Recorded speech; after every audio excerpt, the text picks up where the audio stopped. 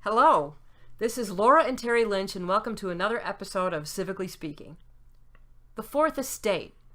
That is generally known as the term that positions the press, more specifically newspapers, as the fourth branch of government and one that is important to a functioning democracy.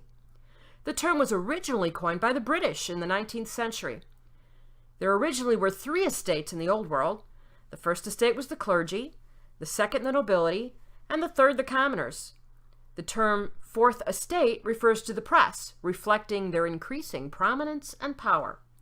Today, the First Amendment of the Constitution demands the freedom of the press, but with that freedom comes a great responsibility. Americans expect that the press will monitor the political process in order to ensure that political players don't abuse the democratic process. It's a pretty hot topic these days. What do you think, Terry? Well, I'm glad you asked, Laura.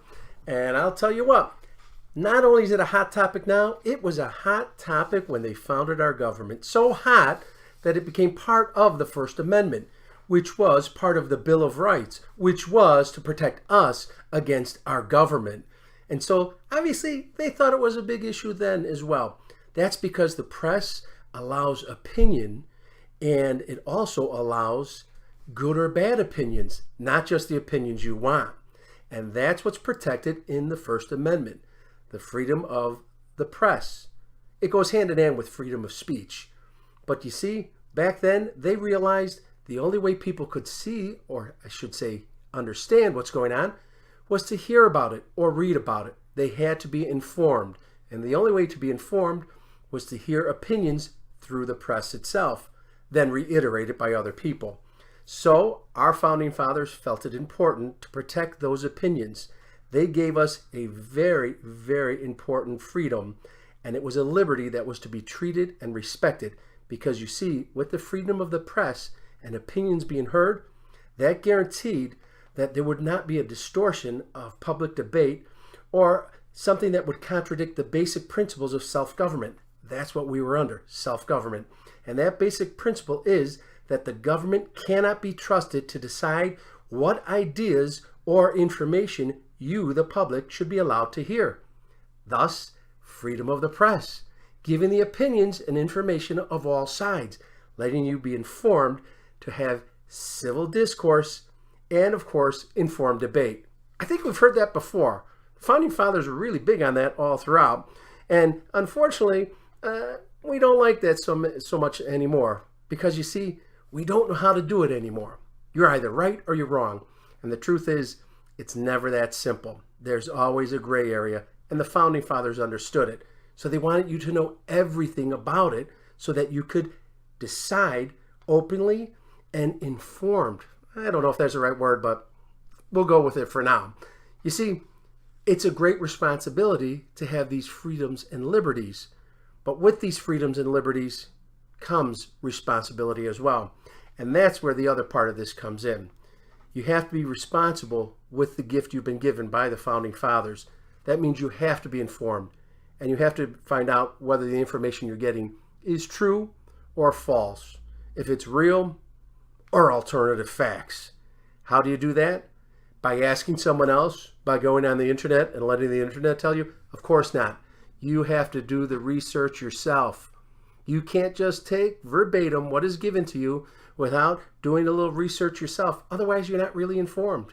You have to be able to fact check. You have to be able to source. You have to be responsible with finding the information before you can have civil discourse and an informed debate. So the freedom of the press, they have their responsibilities to do the same thing. Fact check, source, cross-reference before they put things out there. Why? Because many people are going to be trusting them as their information guides. You see, the Founding Fathers expected everyone to be involved in this discourse, not just having it fed to them and then parroting it back. That's the importance of it all. That's the responsibility. Now, I have to tell you, they also realized giving that freedom out to so many people, specifically in the press, responsibility had to go with it. You can't just say whatever you want and not expect some sort of repercussions. You're not going to be punished as long as you use this freedom respectfully and, well, responsibly. That means there are certain times the press can be in trouble because they've abused this privilege. It's the same as with freedom of speech. You cannot advocate illegal activities or actions. You cannot incite fights by calling it fighting words, and you cannot encourage obscenities or pornography. That's voicing an opinion, but it's contrary to the democratic society we have. So therefore, they didn't want it. Oh, and one other side, you also are not protected under this amendment for commercial speech. In other words, ads can't say they've got freedom of speech. They have to prove what they're saying is true. You can't just have, well, it's called truth in advertising. It's not covered under the First Amendment. You have to actually produce what it is you say your product's going to produce. Now, I have to say, in the long run, I think we've done a pretty good job with the press, but you know what? You still have to have that responsibility to investigate them. Just don't take it verbatim. And if you don't like what they're saying, I'm really sorry. As long as it's constitutionally sound and abides by the First Amendment, they're allowed to say it. You're allowed to read it or not read it. And actually, you're also allowed to debate it and dispute it and prove it wrong because you have that same amendment. You're part of the freedom of speech, and they're part of the freedom of the press. And together, maybe we can have a civil discourse and an informed debate. What do you think? I just am civically speaking. I feel like putting an exclamation point on that today. Thanks, Terry. Well, that's about all the time we have for today. We really hope you enjoyed our conversation, and as always, maybe got a little something out of it too. If you'd like to contact us with questions or comments, or if you would like to have Terry do one of the many presentations we offer, you can give us a call at 708-218-7001 or email us at hfktales@gmail.com. We're also on Facebook and Twitter. If you're not listening to us via our website, why not check it out at www.hfkpresents.com. Thank you for listening, and until next time, this is Laura and Terry Lynch with Civically Speaking.